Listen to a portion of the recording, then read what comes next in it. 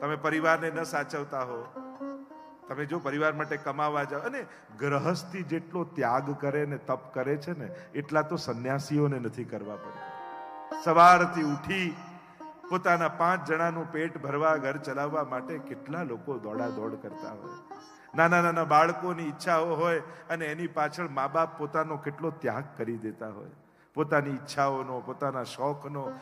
રોજ રોજ એક ગ્રહસ્થી પોતાનું મન મારી મારીને જીવે છે. આ એનું તપ નથી? શું ત્યાં જઈને બધાને છોડીને ક્યાંક બેસી જઈએ એકલા? એ તો બહુ સહેલું છે. બધાની વચ્ચે સહન કરીને દુઃખના ઘૂંટડા પીતા પીતા ચહેરો ખુશ રાખીને જીવવું ને એ મોટું તપ છે. અને આ તપ ગ્રહસ્થી કરે છે. બધા જ દુઃખોને સહન કરી પોતાના મનને કેટલી વાર મારવું પડે. શું આ તપ ન કહેવાય? અને એટલા માટે આ જે તપો છે ને દેખાતા નથી. જે જોબ કરતું હોય ને એ બધાને દેખાય કે આ કામ કરે છે, પણ જે ગૃહિણી રૂપે રહેતા હોય એ જોબ વાળા કરતા વધારે કામ કરતા હોય ને કે શું આ કાંઈ કરતા નથી. એમ પહેલા તો કામ જ પૂરું ના થાય જે કાંઈ કામ ન કરતું હોય. અને એટલા માટે ભાઈઓને કહીશ, તમારી સફળતામાં તમારા ઘરવાળાઓનો પણ બહુ મોટો હાથ છે. એટલે ક્યારેક એમને પણ થેન્ક યુ કહેજો. દુનિયાના બધાના આભાર માનીએ છે, પણ જેણે પોતાના બધા જ મોજ શોખના ઘણીવાર ત્યાગ કરી અને તમારા સમયને સાચવી લીધો હોય ને એનો ઉપકાર ભૂલવો નહીં. તમે દોડી દોડીને ઓફિસે જતા હો અને પાછળથી અવાજ આવે ને કે સાંભળો આજે એકાદશી છે, દંડવત કરીને તો જાઓ, તો તમારા જાતને ભાગ્યશાળી માનજો કે તમારા ઘરમાં કોઈ એવું પાત્ર છે કે આ સંસારની ભાગા દોડીમાં પણ તમને કોઈ ઠાકોરજી યાદ અપાવે છે. એટલે એનો આભાર માનજો, એને થેન્ક યુ કહેજો કે થેન્ક યુ, સારું થયું તે મને યાદ અપાવ્યું, ઠાકોરજીને દંડવત કરીને જાઓ. આ બહુ મોટી વાત છે. ઘણી વાર રોજ બરોજની ઘટનાઓની આપણને મહત્તાઓ નથી હોતી, એટલે આ મોટી મોટી વાતો પણ આપણને રોજ બરોજની લાગે છે. સત્યમ નાસ્તિ તપ શૌચમ દયા દાનમ ન વિદ્યતે. શૌચમ પવિત્રતા જતી રહી. વૈષ્ણવનું ઘર પવિત્ર પણ હોય, સ્વચ્છ તો હોય જ, પણ એની પવિત્રતા પણ જાળવવી. કારણ કે આપણા ઘરે ઠાકોરજી વિરાજે છે, અને જે ઘરે ઠાકોરજી હોય ત્યાં થોડી મર્યાદા પણ હોય. કારણ કે પ્રભુ છે અને પ્રભુના ઘરમાં નિત્ય ઠાકોરજી ત્યાં બિરાજે છે, ભોગ આવે છે. એઠા જૂઠાનું આદિનું થોડો ખ્યાલ રાખો. સ્વચ્છ ઘરની સાથેની પવિત્રતાનો પણ વિવેક રાખો. એ જ તો ફરક છે. જો એક પાત્રમાં પાણી પડ્યું હોય, પશુ આવે એ જુએ નહીં કે આ ચોખ્ખું છે કે નથી, ગંદુ છે, મોઢું મારીને પી લે એ પશુ. કોઈ માણસને પીવું હોય તો જુએ આ ચોખ્ખું છે કે નહીં, આને ગાળ્યું છે કે નહીં, ઉકાળ્યું છે કે નહીં, એ ચોખ્ખાઈ જુએ. પણ વૈષ્ણવ આવે તો ચોખ્ખાઈની સાથે એ વિચારે આ પાત્ર એઠું તો નથી ને, આ જલમાં કોઈ મોઢું તો નથી લગાવ્યું ને, કોઈ ગમે તેવા હાથ તો નથી લગાવી ગયું ને. વૈષ્ણવ એની પવિત્રતાનો પણ વિચાર કરે છે. અને એટલા માટે વ્યક્તિ કરતા પણ જ્યારે વૈષ્ણવ થઈને જીવીએ છે ને ત્યારે એ જ વસ્તુને જોવાના દ્રષ્ટિકોણ બદલાઈ જાય છે. આ તો સારું થયું કોરોના આવ્યું એટલે બધાને અપરસ આવડી ગઈ. અડતા નહીં. જે આનાથી નારાજ થતા ને એ પોતે 2 વર્ષ સુધી અડતા નહીં કરતા થઈ ગયા. આ શું વાતે વાતે હાથ ધોવાના, એ પોતે આવીને હાથ ધોતા જ થઈ ગયા. ઘણી વાર વિચાર યા સિદ્ધાંત ન શીખવાડે તો ભગવાન સંજોગોથી શીખવાડી દેતો હોય છે. જ્યારે વાત ન માનીએ તો ભગવાન વ્યવસ્થા કરી દે છે. આમ સત્યમ નાસ્તિ તપ શૌચમ દયા દાનમ ન વિદ્યતે ઉદરમ ભરીણો જીવા વરાકા કૂટ ભાષણ. લોકો પેટ ભરવા માટે જીવા લાગ્યા. અને નારદજી કહેવા લાગ્યા, જ્યારે આવા સંજોગો થયા, ચારે બાજુ કલિયુગનો પ્રભાવ દેખાવા લાગ્યો, હું પરિભ્રમણ કરતો કરતો વ્રજમાં આવ્યો અને યમુનાજીના તટ પરથી હું જઈ રહ્યો હતો. મને એક દ્રશ્ય દેખાયું અને પાછળ એક સ્ત્રીનો અવાજ સંભળાયો, ભો ભો સાધો ક્ષણમ તિષ્ઠ. અરે મહાત્મન, ક્ષણવાર માટે ઉભા રહો. પાછળ વળીને જોયું તો એક યુવાન સ્ત્રી, અને યુવાન સ્ત્રીના ખોળામાં 2 વૃદ્ધ પુરુષો મસ્તક રાખીને સૂતા છે. આશ્ચર્ય થયું કે આ છે કોણ? પૂછ્યું અને ત્યારે એ સ્ત્રી પોતાનો પરિચય આપતા બોલી, અહમ ભક્તિ રીતિ ખ્યાતા ઈમૌ મે તનયૌ મતૌ જ્ઞાન વૈરાગ્ય નામાનો કાલયોગેન જર્જરૌ ઉત્પન્ના દ્રવિડે સા વૃદ્ધિમ કર્ણાટકે ગતા ક્વચિત ક્વચિત મહારાષ્ટ્રે ગુર્જરે જીર્ણતાંગલ. અહમ ભક્તિ, હું ભક્તિ છું. ઈમૌ મેં તને એવું મતવું, આ બંને મારા પુત્રો, એક છે જ્ઞાન અને બીજો છે વૈરાગ્ય. કાલ યોગે નજર જરવ. અરે મહારાજ, આ મારા બંને બાળકો કાળના પ્રભાવને કારણે વૃદ્ધ થઈ ગયા છે. સંસાર કરતા ઊંધું થયું. સંસારમાં માં ગરડી હોય ને દીકરાઓ યુવાન હોય. અહીંયા ઉલટું બન્યું, હું યુવાન થઈ ગઈ ને મારા બંને પુત્રો વૃદ્ધ થઈ ગયા. આપ કોઈ ઉપાય બતાવો. ભક્તિ મહારાની કહેવા લાગી. દ્રવિડ દેશમાં ઉત્પન્ન થઈ, કર્ણાટકમાં વૃદ્ધિ પામી, મહારાષ્ટ્રમાં ક્યાંક ક્યાંક પૂજાઈ, પણ ગુજરાતમાં આવીને હું ગરડી થઈ ગઈ. ગુર્જરે જીર્ણતામ ગતા. પણ જ્યારે પરિભ્રમણ કરતી કરતી હું વ્રજમાં આવી, અને વ્રજની ભૂમિનો આજે પણ પ્રભાવ. આ વ્રજની ભૂમિ કોઈ સાધારણ ભૂમિ નથી. અને એટલા માટે હું તો ઘણી વાર કહું, દરેક વૈષ્ણવે જીવનમાં આ 3 કાર્ય જરૂર કરવા. એક વાર જીવનમાં 7 દિવસ ભાગવત સપ્તાહ જરૂર દરેક વૈષ્ણવે સાંભળવી. બીજું, જીવનમાં એકવાર ગૌદાન જરૂર કરો. જ્યાં પણ યોગ્ય રીતે સેવા થતી હોય ત્યાં ગૌદાન કરે, ગાયની સેવા કરો. અને ત્રીજું, પ્રત્યેક વૈષ્ણવે ભલે એક રાત્રિ તો એક રાત્રિ પણ વ્રજમાં વાસ જરૂર કરવો. વ્રજમાં જરૂર જવું એકવાર. વ્રજની ભૂમિનો આશ્રય જરૂર કરવો. કે આ વ્રજની ભૂમિ, આપણા શાસ્ત્રો, વરાહ પુરાણ તો એમ કહે છે, આ પૃથ્વીનો ભાગ નથી, સાક્ષાત ગોલોક ધામથી ભૂતલ પર આવ્યું છે. એટલે જ્યારે પ્રલય થાય ને અને બધું જ ડૂબી જાય, ત્યારે પણ વ્રજ ડૂબતું નથી. એવી વ્રજની મહિમા ગવાય છે. અને આપણા બધાનો અનુભવ, આપણે બધા પણ જ્યાં વ્રજમાં ઉતરીએ અને મથુરા સ્ટેશને ઉતરીએ, ત્યાં તો આપણા બધાના ભીતરમાં રહેલી ભક્તિ મારાની માનો યુવાન બનીને નાચવા લાગે છે. એવી વ્રજની ભૂમિનો પ્રભાવ કયો છે. એટલે જ તો જ્યારે ઠાકોરજીએ માટી ખાધી ને, ત્યારે યશોદાજી આવીને પૂછ્યું કે લાલા તે માટી ખાધી? ત્યારે પ્રભુએ ના કહી, નાહમ દક્ષિતવાન. ત્યારે બધાને આશ્ચર્ય થયું, અરે માટી મોઢામાં તો મૂકી, પછી એમ કહ્યું કે માટી નથી ખાધી. ઠાકોરજી આવું કેમ બોલે છે? અને ત્યારે અર્થ કરતા સમજાયું કે માએ પ્રશ્ન જ ખોટો પૂછ્યો. માએ પૂછ્યું તે માટી ખાધી? ઠાકોરજી કહે, માં આ વ્રજ રજ છે, માટી નથી. મેં માટી નથી ખાધી. કારણ કે આ વ્રજની રજનો મહિમા શું છે કે મુક્તિ કહે ગોપાલ સો, મેરી મુક્તિ બતાય, और વ્રજ રજ ઉડી મસ્તક લગે તો મુક્તિ મુક્ત હે જાય. જે મુક્તિને પણ મુક્તિ આપવાનું સામર્થ્ય રાખે છે, એ વ્રજની રજ છે, એ આ વૃંદાવનની રજ છે. એટલે જ આપણા ભગવદીઓ ગાય ને, એક પલક જો રહીએ વૃંદાવન, એક પલક જો રહીએ, એક પલક જો રહીએ વૃંદાવન, એક પલક જો રહી. આજ સુધીના જેટલા સંતો, મહાત્માઓ, આચાર્યો થયા, બધાએ ખુલ્લા મને વ્રજની મહિમા ગાઈ છે. कोटि जन्म के पाप कटत है, कोटि जन्म के पाप कटत है, कृष्ण कृष्ण मुख कहिए, एक पलक जो रहिए वृंदावन, एक पलक जो रही. ગુસાઈજીનો પ્રસંગ આવે છે. એક વાર પોતાની બેઠકમાં ગુસાઈજી બિરાજેલા છે. બહાર કંઈક ગોકુલમાં જોર જોરથી અવાજ થઈ રહ્યો છે.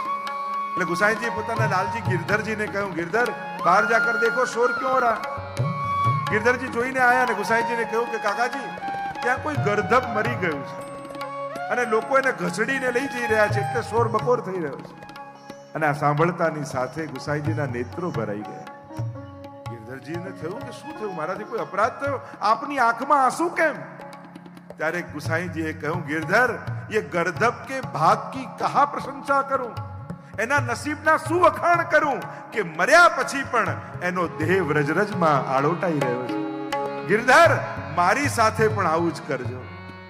અને કે ઇતિહાસ એમ લખે છે કે ગુસાઈજી સદેહ જ્યારે ગિરિરાજજીની કંદરામાં પધારી ગયા ત્યારે પોતાનો ઉપરણો એક ઝાડની ડાળમાં લટકાવીને ગયા. અને ગિરધરજીએ એ ઉપરણાને વ્રજરજમાં આળોટાવતા અને પછી એ ઉપરણાનો અગ્નિ સંસ્કાર કર્યો. આવી મહિમા આપણે ત્યાં વ્રજની કહી.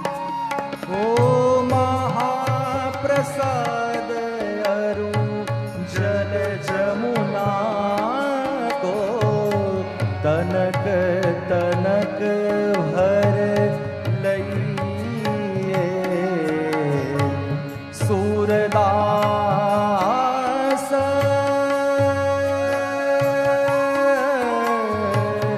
સુરદાસ વૈકુંઠ મધુપુરી ભાગ્ય બિના कैसे पइए एक पलक जो रहिए वृंदावन एक पलक जो रहिए. નારદજીને ભક્તિ મહારાની કહેવા લાગ્યા, આ બ્રજની ભૂમિનો પ્રભાવ એવો છે કે હું યુવાન થઈ ગઈ છું. તો રાધે રાધે કરનારા તો બ્રજમાં ઘણા મળ્યા, પણ જ્ઞાન અને વૈરાગ્યનો તો ત્યાંય કોઈ ગ્રાહક ન મળે. બંને વૃદ્ધ થઈ ગયા. અને જ્ઞાન વૈરાગ્ય વૃદ્ધ હોય તો ભક્તિને આનંદ નથી આવતો. નારદજી, આપ કોઈ ઉપાય કરો, મારા દુઃખનું નિવારણ કરો. વેદોના મંત્રો બોલ્યા, ગીતાના શ્લોકોના ગાન કર્યા, આળસ મરડીને ઊભા થાય ને પાછા સૂઈ જાય, એટલી અશક્તિ છે. આકાશવાણી થઈ, નારદજી સત્કર્મ કરો. સત્કર્મ કરો એમ કહ્યું, પણ સત્કર્મ કયું કરો એ ન કહ્યું. નારદજીએ વચન આપ્યું, ભક્તિ મહારાની, હું તને વચન આપું છું, તારા દુઃખનું નિવારણ કરીશ. અને એ ચિંતા કરતા કરતા કેમ કરીને ભક્તિના દુઃખનો ઉપાય શોધવો, અને એ ચિંતામાં નારદજી પરિભ્રમણ કરતા કરતા બદ્રી વિશાલમાં આવ્યા. સનકાદિ ઋષિઓ સાથે મેળાપ થયો છે. પ્રશ્ન કર્યો, શું ઉપાય? સનકાદિઓએ કહ્યું, જો નારદજી, અમે તો સત્સંગ માટે જ એકત્રિત થયા છે, અને તમારા દુઃખનું નિવારણ અમારી પાસે છે. ભક્તિના દુઃખની નિવૃત્તિ કેમ થાય? તો સનકાદિ ઋષિઓએ કહ્યું, શ્રીમદ ભાગવતની તમે કથા કરો. ભાગવતની કથા દ્વારા ભક્તિ મહારાની યુવાન થશે. પણ કોણ કરે કથા? સનકાદિઓએ કહ્યું, અમે તો સત્સંગ માટે જ આવ્યા છીએ. કોઈ બોલનારું મળે તો સાંભળવા બેસી જઈએ, અને કોઈ સાંભળનારું મળે તો ગાવા લાગી. અમારે તો મતલબ ભગવત ચર્ચાથી છે. કોણ બોલે ને કોણ સાંભળે એમાં અમે પડતા નથી. જો નારદજી તમે કહો તો અમે પોતે ભાગવત કથા કરી. નારદજી તો પ્રસન્ન થઈ ગયા. એક તો ભાગવત જેવી કથા, અને એ પણ સંકાદીઓના મુખે, તો આનાથી વિશેષ બીજો કયો લાભ? ક્યાં કરું, ક્યાં વ્યવસ્થા કરું? સનકાદીઓએ કહ્યું, હરિદ્વાર પાસે આનંદ નામનો તટ છે, અને ત્યાં ભાગવત કથાનું આયોજન કરો, બધાને આમંત્રિત કરો. વિશાળ પંડાલ બાંધ્યો છે ગંગાજીના તટ ઉપર, બધાને આમંત્રિત કર્યા. બધી જ નદીઓ, પર્વતો, ઋષિઓ, વનો, બધાને આમંત્રણ આપ્યા. સનકાદિ ઋષિઓ બિરાજ્યા છે વ્યાસપીઠ ઉપર, મુખ્ય શ્રોતા રૂપે નારદજી બિરાજ્યા છે.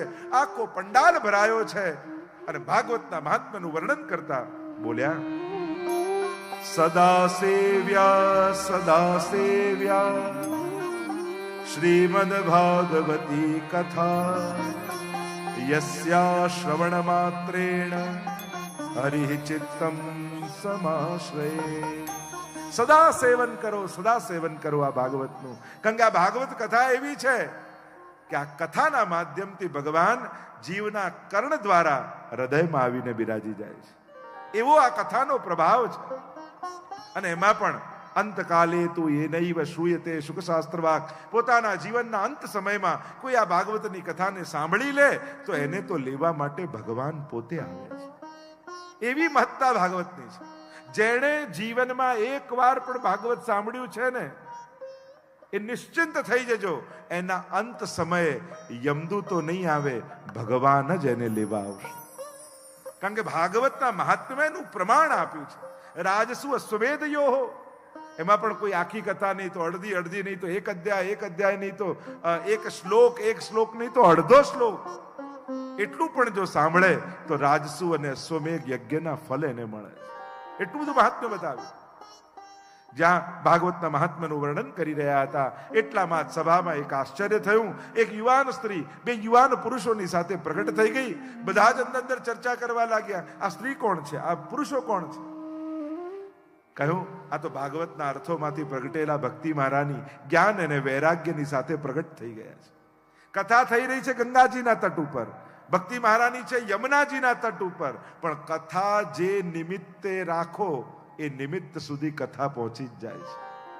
જે નિમિત્તે એ જીવની કોઈ પણ લોકમાં ગતિ હોય ત્યાં સુધી એ કથાની ગતિ છે.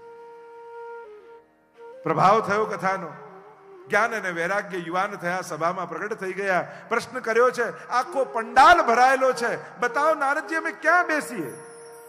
ત્યારે કહ્યું, તમારા બેસવા માટે મેં જગ્યા શોધી રાખી છે. એ ભક્તિ મહારાની, તમારા બંને પુત્ર જ્ઞાન અને વૈરાગ્યની સાથે આ જે કોઈ કથા સાંભળી રહ્યા છે એ શ્રોતાઓના હૃદયમાં જઈને બિરાજમાન થઈ જાય. અને ત્યારથી એમ કહેવાય કે જે ભાગવતમાં બેસે એના હૃદયમાં ભક્તિ, જ્ઞાન અને વૈરાગ્યની સાથે એના હૃદયમાં નિવાસ કરે છે. જો ને કથા સાંભળીએ તો આપમેળે ભાવ જાગે, એટલે ભક્તિ યુવાન થાય. આટલા કલાક ઘર છોડીને અહીંયા બેસો એ તમારું વૈરાગ્ય જ છે ને. અને બીજું તો કાંઈ નહીં, 7 દિવસ 4 કલાક કોઈને નડ્યા નહીં એ ઓછું છે. આટલા કલાક કોઈના માટે ખરાબ વિચાર્યું નહીં એ ઓછું છે. અત્યારે તો કોઈને પાડીએ નહીં ને એ પણ મદદ જ છે, કોઈને નડીએ નહીં એ પણ મદદ જ છે. સહજ છે. અને જ્ઞાન આવે, ભક્તિ મહારાની જ્ઞાન અને વૈરાગ્ય સાથે બધાના હૃદયમાં બિરાજ્યા. સ્વયં ભગવાન પધાર્યા, ચારે બાજુ જય ઘોષ થયા છે. પ્રશ્ન કર્યો કે આ કથા કોઈ પાપીને તારે? અને એના ઉત્તરમાં ગોકર્ણોપાખ્યાન સંભળાવ્યું. એક ગામ તુંગભદ્રા નદીના તટ ઉપર, અને આત્મદેવ નામનો બ્રાહ્મણ ત્યાં રહે. આધ્યાત્મિક અર્થ કરીએ, તુંગ એટલે શિખર, ભદ્રા એટલે કલ્યાણ, કલ્યાણનું શિખર એટલે આ માનવ દેહ, આત્મદેવ એટલે અંદર રહેલો જીવાત્મા. પત્ની છે ધુંધુલી, અને ધુંધુલી સંતતિ થતી નથી, એટલે બાળક થતું નથી એમ નથી, આ માં બનવા માંગતી જ નથી. ધુંધુલીના લક્ષણ બતાવ્યા છે. અને ધુંધુલીનો આધ્યાત્મિક અર્થ થાય દુર્બુદ્ધિ, અને દુર્બુદ્ધિ જીવાત્માને સત્સંગનું ફળ લેવા દેતી નથી. સ્વાક્ય સ્થાપિકા નિત્યમ સુંદરી સુકલોદ્ભવા, અનેક લક્ષણો આપ્યા ધુંધુલીના. ખોટા લોજિકો આપી એ માં બનવાથી કતરાય છે. અરે ગર્ભ રહી જાય 16 વર્ષ સુખદેવજીની જેમ તો મારે કેમ જીવવું? ક્યાંક બાળક થતા પ્રસવ પીડામાં હું મરી જઉં તો શું થાય? હું ગર્ભવતી હોઉં ને કોઈ રાજા ચઢાઈ કરી દે. કરવું નથી, પણ કારણો ગોતી લે છે. અને માણસને જે કામ ન કરવું હોય ને એના કારણો 100 એને મળી જ જતા હોય. થયું આત્મદેવને, અરે આ બધું જ મહેનત કરીને ભેગું કર્યું કોના માટે? ઘરમાં કોઈ ભોગવનારું નથી. અને એક વાર તો એને દુઃખ એવું લાગ્યું કે લાવ આત્મઘાત જ કરી લઉં, સમાપ્ત કરી લઉં જીવન. અને આમ વિચાર કરી અને આવ્યા નગરની બહાર તળાવ કિનારે. થયું કે કૂદીને મરી જાઉં. સામે એક મહાત્મા બેઠા હતા. થયું કોઈ બોલો શ્યામ સુંદર શ્રી અમને મહારાણી કી જય, બોલો ગોવર્ધન નાથ કી જય, કૃષ્ણ કનૈયા લાલ કી જય.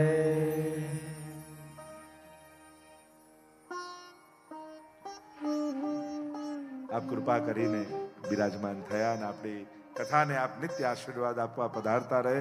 7 દિવસ આપની હાજરી રહે એવી આપને અનુરોધ છે. અને આપના સજો આપણે ત્યાં તો બેટીજી યમુનાજીના ભાવથી હોય તો શ્રી ઠાકોરજી તો બિરાજ્યા છે, શ્રી યમુનાજીના પણ આશીર્વાદ મળી જાય તો આપણી કથા સફળ થઈ જાય. અહીંયા જે ચર્ચા આપણે કરી રહ્યા છીએ, આત્મદેવ બ્રાહ્મણને ખૂબ લાગી આવ્યું, માથું પછાડવા લાગ્યો ને કે આપ કૃપા નહીં કરો તો આત્મઘાત કરી લઈશ. મહાત્માને આવી કરુણા, જોડીમાંથી ફળ કાઢ્યું, અભિમંત્રિત કરીને આત્મદેવને આપ્યું ને કહ્યું, જા તારી પત્નીને ખવડાવજે, પ્રભુ કૃપા કરશે તો તારા ઘરે પારણું બંધાશે. ખુશ થઈ ગયો આત્મદેવ. પ્રસન્ન થતા દોડતો ઘરે આવ્યો. ધુંધુલીને કહેવા લાગ્યો કે જો ઠાકોરજીની કૃપા થઈ, મહાત્માએ ફળ આપ્યું છે, જો તું આ ખાઈશ તો આપણા ઘરે પારણું બંધાશે. ધુંધુલીએ તો પાછું માથું પછાડ્યું ફળથી, કહ્યું કે આ પાછી લપ ક્યાંથી આવી? આટલા દિવસ શાંતિ હતી ને પાછી આ વાત નીકળી. એટલામાં ધુંધુલીની બહેન એના ઘરે આવી, અને દુર્બુદ્ધિની બહેન છે દુસ્સંગ. જ્યારે દુર્બુદ્ધિ અને દુસ્સંગ ભેગા થાય ને પછી માણસનું પતન કોઈ ન રોકી શકે. સલાહ આપી કે જો હું ગર્ભવતી છું, એમ કર મારા ઘરે રહેવા આવી જાય. ગર્ભવતી થવાનું તું નાટક કરજે, મારા પતિને થોડા રૂપિયા આપી દેજે, અને જે બાળક થશે ને તને આપી દઈશ. અને વાત ગમી. ગઈ બહેનને ત્યાં રહેવા. આ ફળનું શું કરું કે તારા આંગણામાં જે ગાય બાંધી છે ને એને વાછરડું થતું નથી. લા ફળ એને ખવડાવ, એટલે ખબર તો પડે કે મહાત્મા એમને ફળ આપી દીધું કે કઈ મંત્ર પણ ભણ્યા છે. ગાયને ખવડાવી. સમય થયો, ગાયને સુંદર વાછરડું થયું, પણ આખું શરીર મનુષ્ય જેવું, કાન ગાય જેવા. નામ રાખ્યું ગૌકર્ણ. અહીંયા આને બાળક થયું, આપ્યું બહેનને, ધુંધુલીને આપ્યું, નામ રાખ્યું ધુંધકારી.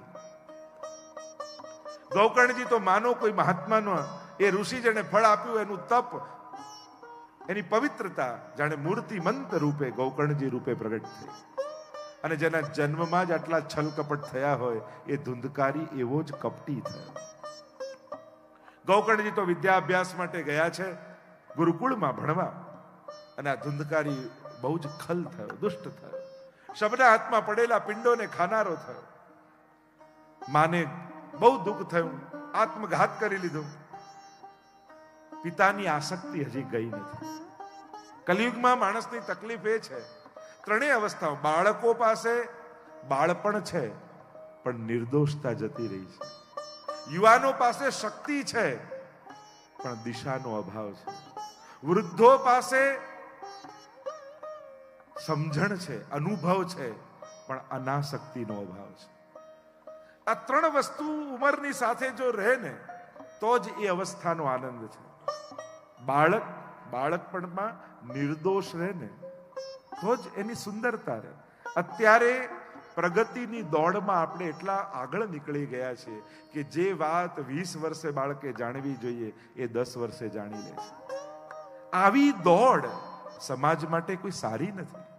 દરેક વસ્તુની એક ઉંમર હોય છે, એક સમય હોય છે, અને માણસનું સામર્થ્ય એટલું થઈ જાય કે ઉંમર પહેલા જો આપવા લાગે ને તો ક્યાંક એ એના પતનની તૈયારી કરી રહ્યો છે. દરેક વસ્તુની એક અવસ્થા છે, અને એ જ સમયે વસ્તુ એને પ્રાપ્ત થાય એ જ આવશ્યક છે. એટલે ક્યાંક કોઈક રેખા, કોઈક મર્યાદા દરેકે નક્કી કરવી જ પડશે, અને કરવી જ જોઈએ.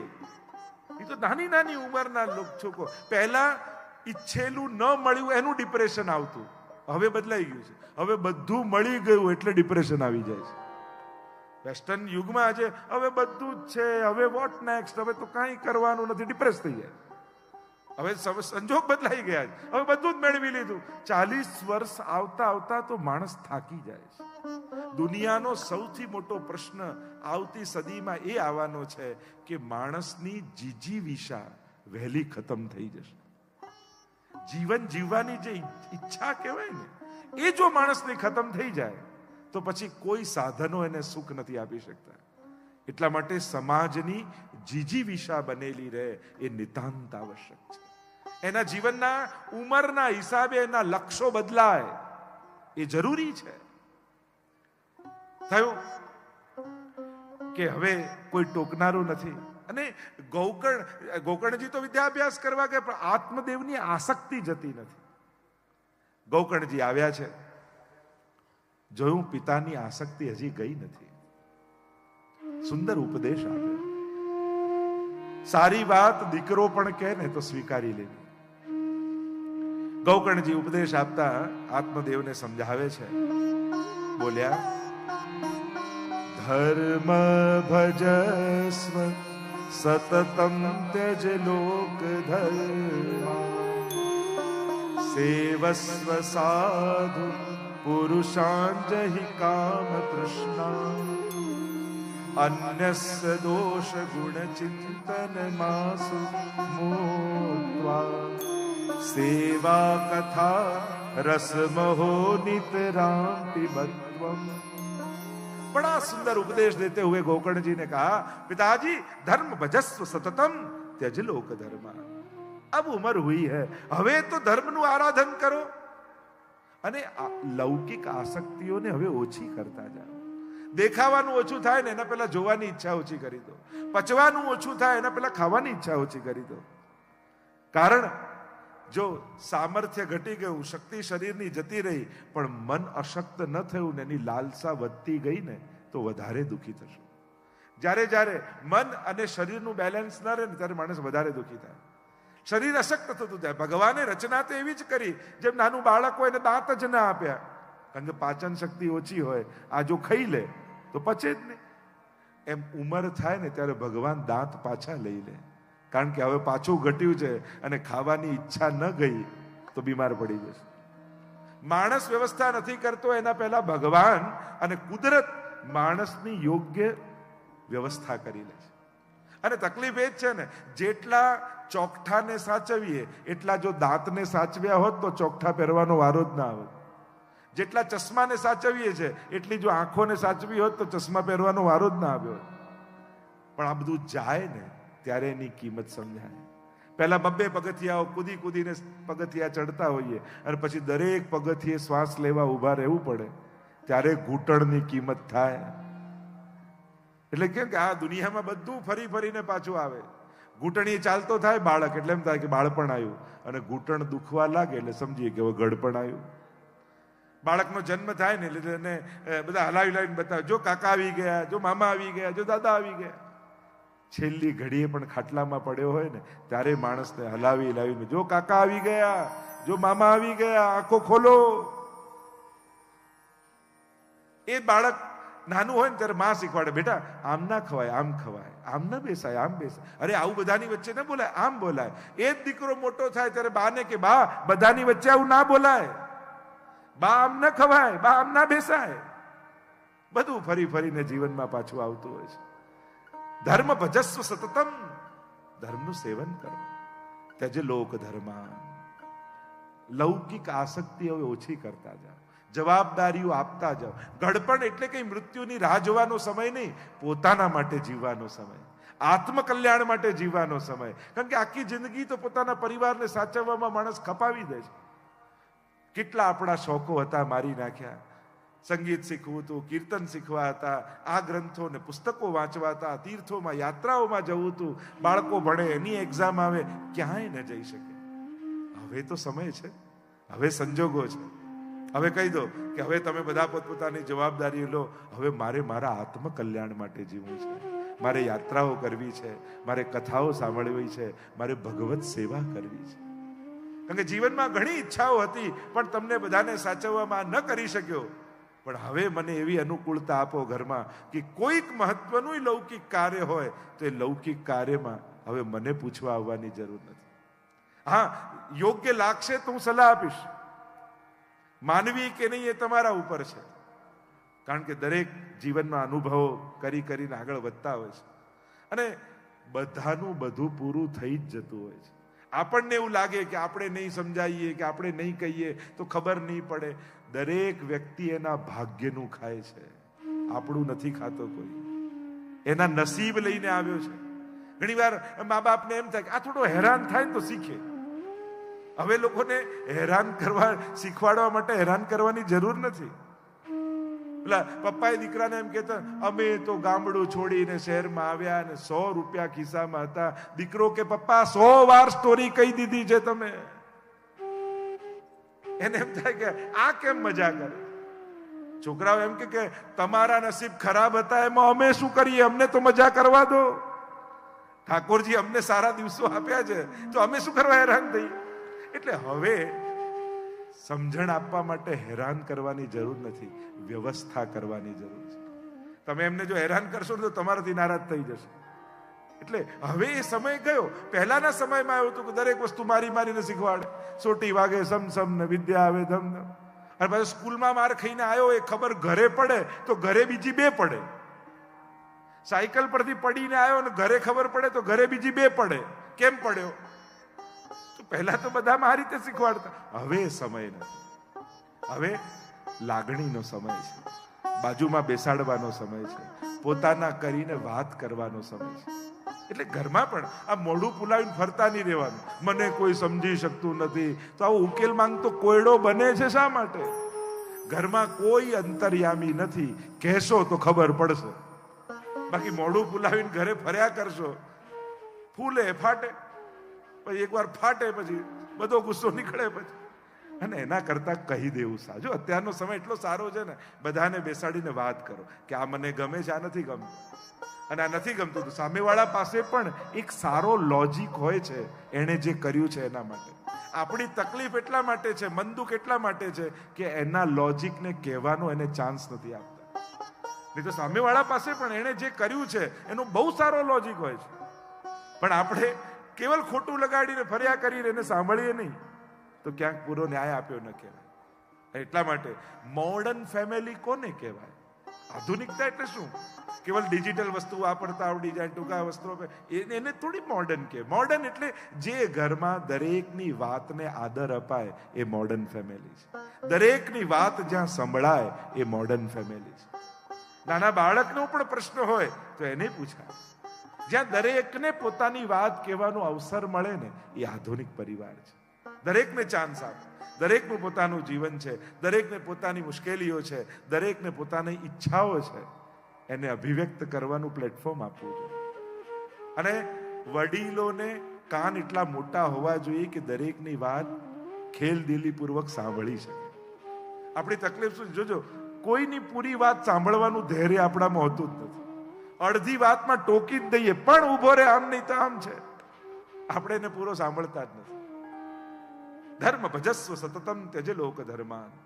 લૌકિક ધર્મો અમુક ઉંમર થાય ને પછી પોતાના માટે જીવો, કે હવે મારે મારા આત્મકલ્યાણ માટે જીવો. અને ક્યારે પણ વડીલોએ ઘરમાં આવું તો બોલવું જ નહીં કે અમારા ટાઈમમાં આવું થતું, હવે તમારો ટાઈમ પૂરો થઈ ગયો છે. જ્યારે આવું કહો ને કે અમારા સમયમાં તો આવું હતું, એટલે એવું થયું કે અમારો સમય પૂરો. ક્યારે આવું કહેવું નહીં, તમારો અત્યારે સમય છે. તમે પણ એક સમાજનું મહત્વનું અંગ છો, તમે પણ પરિવારનું એક મહત્વનું અંગ છો, તમે પણ કુટુંબનું એક મહત્વનું અંગ છો. અને યુવાનોને પણ હું કહીશ, ઘણી વાર લોકો એમ કહેતા કે હવે દીકરો મોટો થાય એટલે ફાધર જોડે ફ્રેન્ડ બની જવું, બધા મિત્ર બની જવું. યુવાનોને કહીશ, મા બાપને ક્યારે પણ મિત્ર બનાવતા નહીં તો નુકસાન થશે. મિત્રો તો દુનિયામાં હજારો મળી જશે, પણ આશીર્વાદ આપનારા મા બાપ ફરી મળવાના નથી, એટલે એમને મા બાપની જગ્યાએ જ રહેવા દેજો.